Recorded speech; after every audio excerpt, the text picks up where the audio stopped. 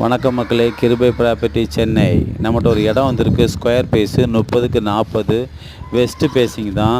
ஆனால் கரெக்டாக இடம் வந்து தெருக்கூத்து வருது. இந்த இடம் தெருக்கூத்து இருந்தாலும் பரவாயில்ல, நாங்கள் நார்த்து பார்த்து வாசக்கால் வச்சுக்கிட்டோம், ஈஸ்ட்டை பார்த்து வாசக்கால் வச்சுக்கிட்டோம்னு சொல்கிற ஆள் இந்த இடம் வந்து வாங்க காணிக்கிறேன்.